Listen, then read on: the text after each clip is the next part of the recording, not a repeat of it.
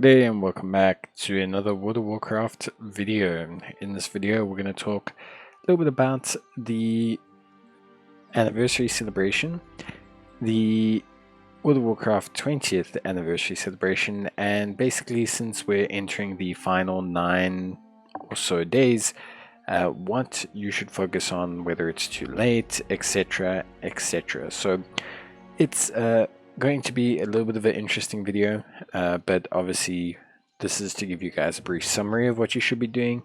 If you need more information on certain aspects, you are welcome, of course, to watch my numerous videos on the 20th anniversary. So let's start with the 20th anniversary rewards, because I think it's super important to understand there's two types of things. So firstly, we have the anniversary celebration achievements, of which there's quite a few, and these anniversary achievements just range from anything super duper simple and easy to being things that can be quite difficult and long in terms of process. So I'm going to leave the achievements for last, and since they connect to a whole bunch of other content, and rather talk about some of the prizes you should really look at getting. So firstly, let's talk about the 20th anniversary armor sets. These are 100% things you should be buying. Your first one will be 60, your second one will be 40, but then they will be discounted, and these are revamped sets for your character. So these are completely revamped transmog for your character. They are incredibly cool to look at. You can see them here, and look, they're great basically pretty much for all of the classes. I think they all look pretty cool. Some people don't like some of them, but I think most of all they look really solid. Alongside that as well, you're going to want to speak to Storekeeper Reginald, and he will have mounts and pets available. Now, if you already have the mounts, you won't be able to get them. You can buy additional copies of the pets if you can obviously have more than one. But generally speaking, the mounts are here. You'll find ones like the Onyx Netherwing mount. You'll find a whole bunch of mounts, the Core Hound mount, and you definitely want to come here. Next is some PvP gear. I wouldn't say this honestly is really something you need to worry about too much, so we're going to ignore that. Then you want to come to your timely trinkets. She can sell you some really cool toys as well as a new pet, but what she really can do is exchange for you your remaining balance of bronze celebration tokens for time warp badges. Now, these other vendors, once you're done with them, you have no more need for the bronze celebration tokens. So once you have finished speaking and buying all of these armor sets, and once you've bought the mounts, you have no need for the celebration tokens. So come to Historian Madly and obviously exchange the balance for these time warp badges. It's a very quick, easy way to rack up a bunch of time warp badges that you are going to obviously be able to use. And speaking of time warp badges, obviously we have our good friend Baba Dormu, and he has a whole bunch of new stuff available for time warp badges. So the new mount, 2 of them, which is pretty cool. You can see them here, and just a whole bunch of new transmog and things that you may want to pick up. Other than that, that's pretty much all the vendor related prizes. But obviously it is really, really cool stuff. And there's a whole bunch of other things you can buy from all the various vendors, but they're more either just standard items or just cosmetic stuff. So that is the vendor stuff that you obviously want to make sure that you get, because it will expire and we don't know when it's coming back. But to get those bronze celebration tokens, you're going to have to earn them. Now, the fastest way of earning them is by completing, obviously, content around the anniversary, but mainly actually the Kazalgar area. You get a tons of bronze celebration tokens from doing things like the troop, from doing your radiant cache, from doing pretty much anything, especially now as well on the Siren Isles as well. So the Siren Isles, you can do also a ton of content here and get a ton of bronze celebration tokens, and basically that'll be the primary source of obtaining those tokens. Now, next, you're going to want to focus on some of the achievements. So before talking about like the questline achievements and things like that, which are obviously great, you are probably going to want to focus mainly on a cool 20 years, which will get you the Cold Flame Tempest mount. This requires you to do a whole bunch of very simple achievements. You can finish all of this in one day, so make sure that you do this. Everything can be done literally in one day, like literally all of it, and it's something that you want to complete because it gives you the Cold Flame Tempest mount, and that is an anniversary mount, so that will only come back at select anniversaries. It won't come back super duper quickly. It's really cool. So it's a really nice, well done mount, and yeah, it's obviously the main incentive. But there's also a bunch of other mounts that you can get. For example, each of the world bosses has a chance to drop a mount, which is great. Char of Anger, Archivon, and Doomwalker all have a chance of dropping quite a few different anniversary theme related mounts. So definitely I would suggest looking at those.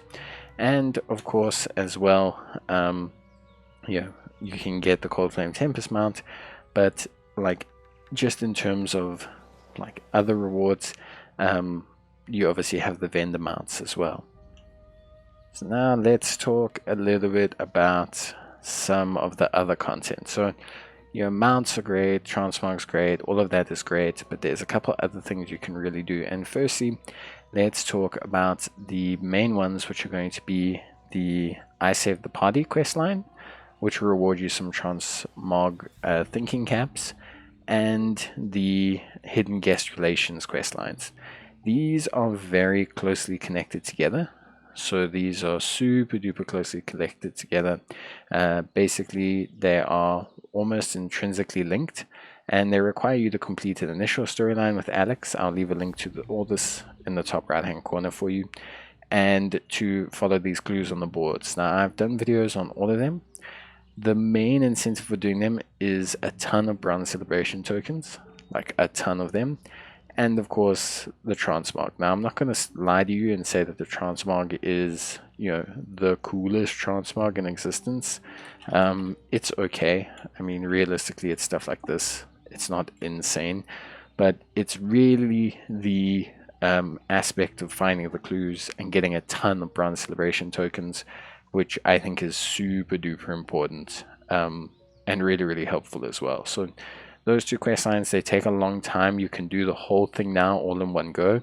It could take you a whole evening, for example, but it's well worth it. You'll get so many bronze celebration tokens that'll help you with, you know, just everything. And yeah, just highly suggest that you do it, basically. Okay, so we've done that, but now what else is there? So what, you know, we've got the quest lines done, we've done all that. What else is there? Well, there's a couple other achievements, you know, things like visiting 10 Vista locations, matching 20 mounts, etc. These are just kind of throwaway achievements. I'm not going to sit and say that they are, you know, super duper important, but they are really just ones you can get. Like, I'll make sure I get Big Fan and stuff like that.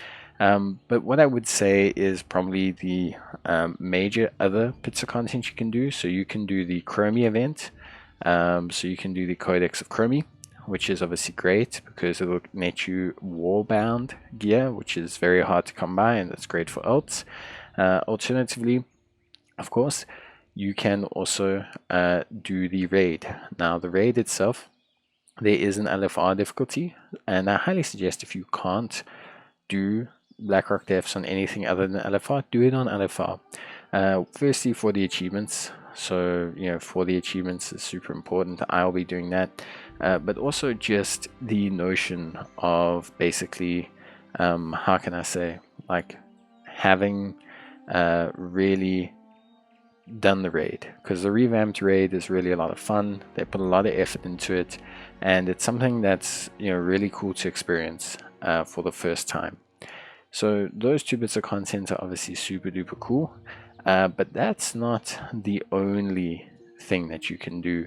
The other major content, and it can reward your amount, and it's probably the one you need to focus on the most, is the PvP content, because the PvP content basically lets you get yourself a cool mount that's faction bound, but it requires you to earn Time Warp badges inside of the PvP inside of the Korok's Revenge Battleground, and here you need to complete quests inside of there. It's something that you need to make sure that you do, and it's definitely something I suggest you do. Even if you're not good at PvP, just do it. It's not. Is it Korok's Revenge? Yeah, it's Korok's Revenge. Just try your best. You know, even if you don't succeed, it's still good to keep going, and you will net yourself a really cool reward if you do so. And you should, if you start now, be able to do it if you just dedicate a bit of time to it, which is obviously great. And then yeah, the last bits that you can do, obviously, so for those who don't know, the WoW anniversary gives you a 10% experience and rep boost. I highly suggest that you utilize this while it's up. It's really something that you should do, because really, it is absolutely a fantastic time. Level your ults, use that 10% EXP boost alongside, you know, Dark Moon Fair, alongside your account boost that you have. It's really just like honestly the best time to do so, and I think it's something that's super duper valuable. On top of that as well, farming time warp badges, as I mentioned kind of earlier, is super duper pivotal. Really great time to do this. It's honestly, you can farm so many. I think I have now on this character alone farmed about 5,000 after spending about 5,000, and alongside that is obviously picking up time warped stuff, for example the mounts, the pets, but also you can consider picking up, for example, heirloom gear. You can pick up reputation, and this is a great time to do so, because not only is it, you know, a great way to farm it to help you get that heirloom gear, which can in turn help you with your ults, but it's also just something that's a good time to do so while those time warp badges are so easy to come by, and it's really just something so pivotal. So yeah, honestly speaking, it's huge. I think it's a great time to, you know, get these, and I think it's a great time to partake in. You still have a whole 9 days, and you can finish, I promise you, every single achievement, every major thing, level 2 ults, get every single one of these tier sets. You can finish the quest lines, you can finish the bonus quest lines, you can finish all of that literally in those 20 days, I mean in those 9 days. So please don't think it's too late. Really just keep going. You will be able to enjoy and use all of that and just have a great time.